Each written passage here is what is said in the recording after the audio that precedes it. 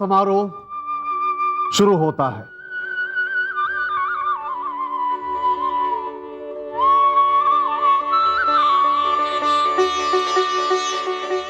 मैं सभी राजाओं को अपनी वीरता, अपना बल, अपनी शक्ति दिखाने के लिए आमंत्रित करता हूं।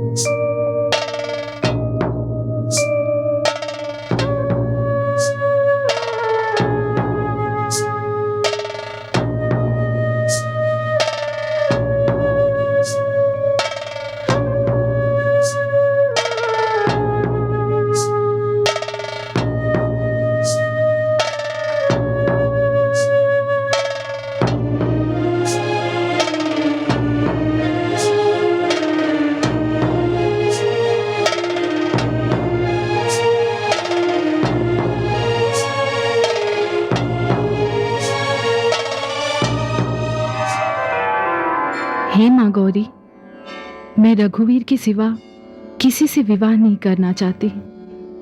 केवल रघुवीर ही शिवधनुष उठाएं। मुझ पर ये कृपा करो।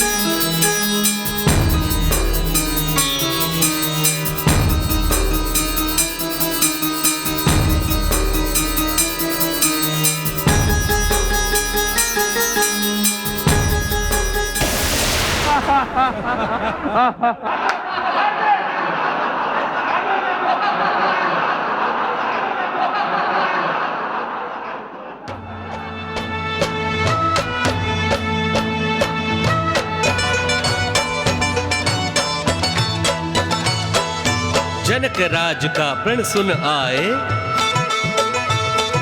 सिया प्राप्ति को सब ललचाए। एक चंद्र अनगिनत चकोरा, कसके कमर चले धनु ओरा।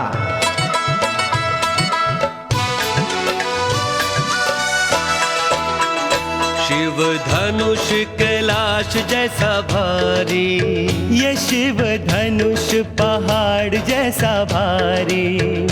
जो उठा ले ऐसा कौन बलधारी, जो उठा ले ऐसा कौन बलधारी। आए बड़े बड़े शूर, अभिमान में चूर। आए बड़े बड़े शूर, अभिमान में चूर। हाके बड़ी बड़ी डींग, सच्चाई से कोसों दूर। कोई जीत का दिखे ना अधिकारी, हो शिव धनुष पहाड़ जैसा भारी। जो उठा ले ऐसा कौन बलधारी। जो उठा ले ऐसा कौन बलधारी। तमक ताक तक शिव धनु धरही, उठई न कोटि भांति बलु करही। जिनके कछु विचारु मन माही, चाप समीप महीप न जाही। ये है अपने नगर के राजा, जग में इनकी कीर्ति अपार। ये है अपने नगर के राजा, जग में इनकी कीर्ति अपार। शिव का धनुष उठाने आए, उठे नहीं अपना ही भार। शिव का धनुष उठाने आए, उठे नहीं अपना ही भार। तन में जितनी शक्ति नहीं है, उससे कहीं अधिक हुंकार। शिव का धनुष यूं चले उठाने, जैसे हो फूलों का हार। शिव का धनुष यूं चले उठाने, जैसे हो फूलों का हार। हो सन्मुख धनुष के आए, हो शक्ति प्राणों की लगाए। सन्मुख धनुष के आए, शक्ति प्राणों की लगाए।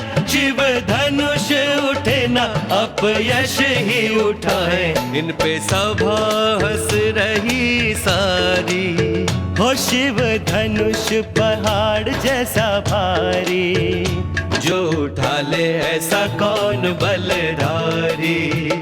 जो उठा ले ऐसा कौन बलधारी। कितने शक्तिशाली, कितने बलशाली, कितने महावीर राजाओं ने प्रयत्न किया, परंतु कोई भी शिव धनुष को नहीं उठा सका। मैंने तो पहले ही कहा था, महाराजा जनक को ऐसा प्रण लेना ही नहीं चाहिए था। मालविका, नाराज क्यों होती हो उर्मिला? ये तो प्रत्यक्ष है। प्रत्यंचा चढ़ाना तो दूर की बात हुई, अब तक कोई शिव धनुष को उठा तक नहीं सका।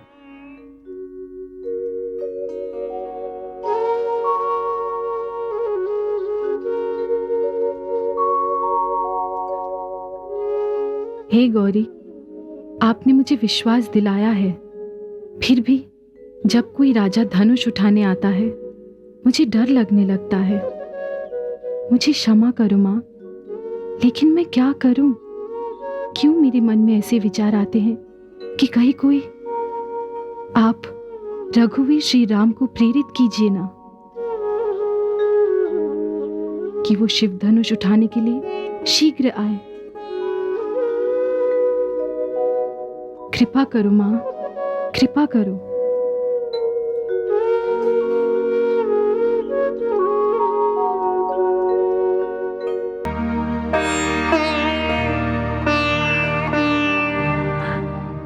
अब मुझसे नहीं देखा जाता।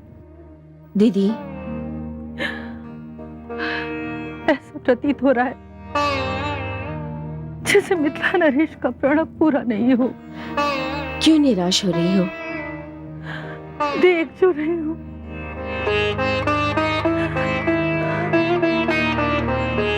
मेरी पुत्री सीता के भविष्य के साथ खिलवाड़ हो रहा है।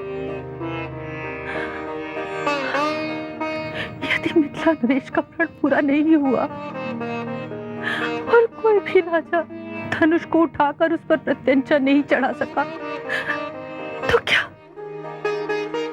मेरी सीता जन्म कुंवारी ही रहेगी? शुभ शुभ बोलिए दीदी।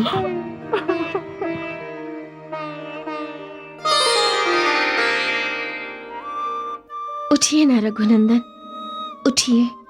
शिव धनुष पर प्रत्यंचा चढ़ाकर मुझ पर कृपा कीजिए। मैं विवश हूं जानकी। पिताश्री ने हमें गुरुश्रेष्ठ को सौंपा है। हम उनकी आज्ञा में हैं, मर्यादा का उल्लंघन नहीं कर सकते। जब तक गुरुश्रेष्ठ आज्ञा ना दे, मैं शिव धनुष पर प्रत्यंचा चढ़ाने के लिए उठ नहीं सकता।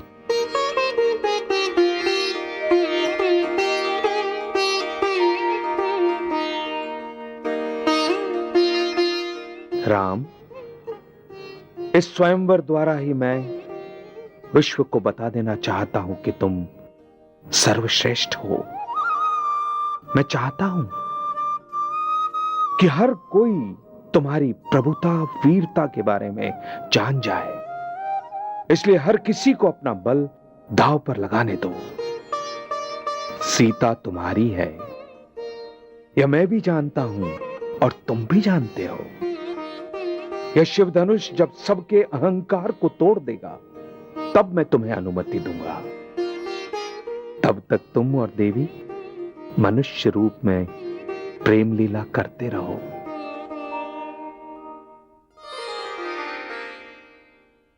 यह हमारा अपमान है।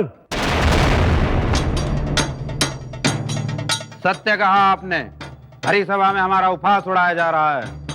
हम इसका प्रतिशोध लेंगे।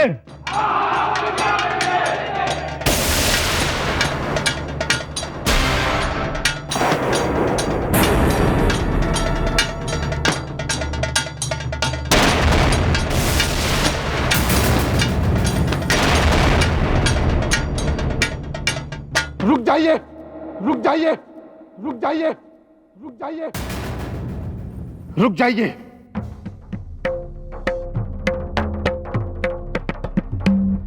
मेरे प्रण का उपहास न करें।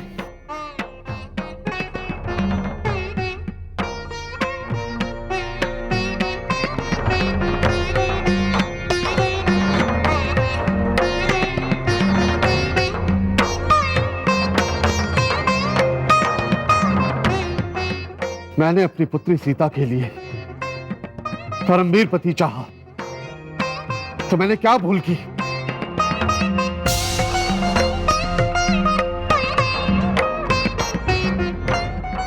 मैंने क्या अनुचित सोचा?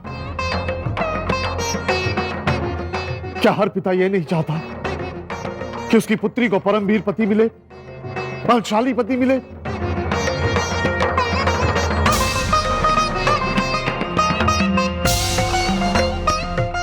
यही सोचकर मैंने मैथिली का स्वयंवर रचा।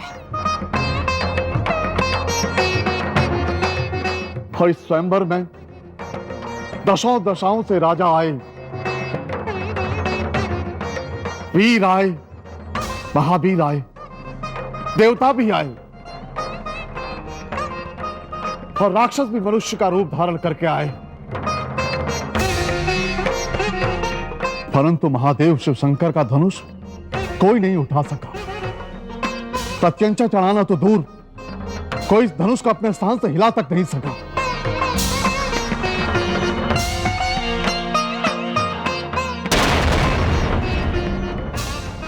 मन ही मन में निराश हुआ हूं और सोचता हूं, और ऐसा सोचना गलत भी नहीं है, कि मेरी पुत्री सौंदर्यशाली सीता को पाकर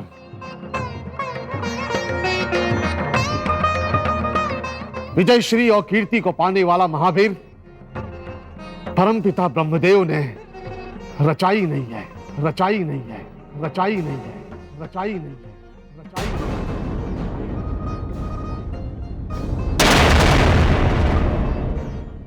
हाँ, मैंने मान लिया है, मेरी पुत्री सीता के प्रारब्ध में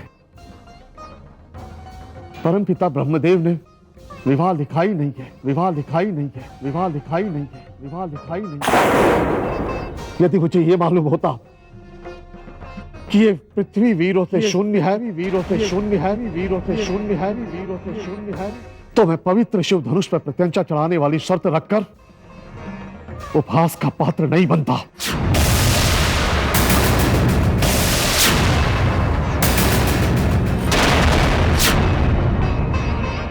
परंतु ये अब सूर्य प्रकाश की तरह स्पष्ट हो गया है कि ये पृथ्वी वीरों से खाली है, खाली है, खाली है।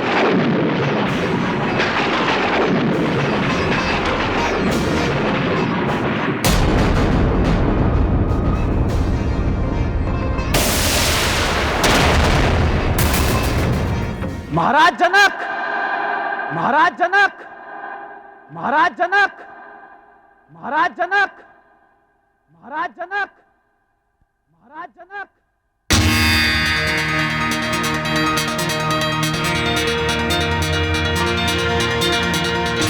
महाराज जनक, आपका विचलित होना स्वाभाविक है, परंतु विचलित अवस्था में भी आपको यह नहीं कहना चाहिए था कि यह धरती वीरों से शून्य है, जबकि आपकी इस सभा में रघुकुल शिरोमणि श्री राम बैठे हैं।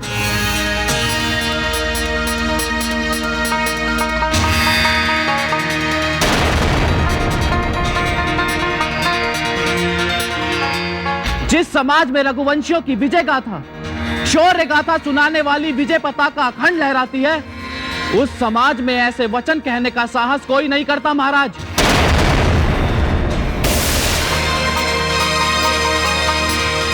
क्योंकि प्रत्येक रघुवंशी धैर्य, वीर, शौर्य, पराक्रम, बल और वीरता और शक्ति का प्रतीक है।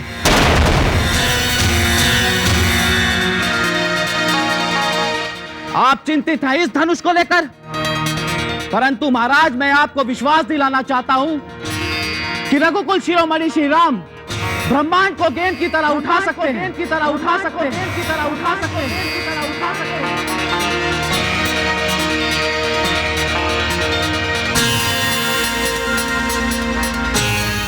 सुमेरु पर्वत को मूली की तरह तोड़ सकते हैं, और आप अपना प्राण त्यागने की बात कर रहे हैं।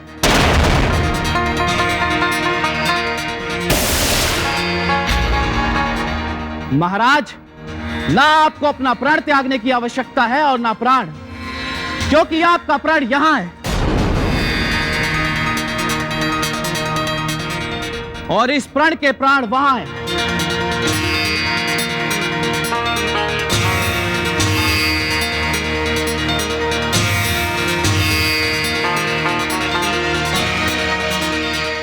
उर्मिला, तुम्हारे प्राण कहाँ हैं? कहीं वहां तो नहीं? लक्ष्मण, आओ बैठो। क्षमा चाहता हूं भैया, परंतु मैं आपका अपमान सहन नहीं कर सकता।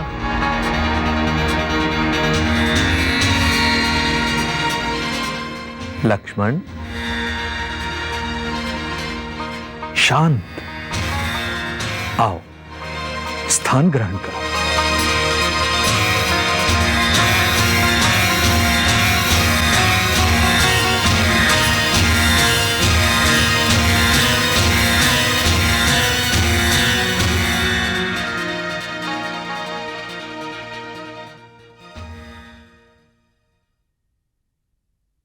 उठो राम, और शिव जी के इस महान धनुष पर प्रत्यंचा चढ़ाओ।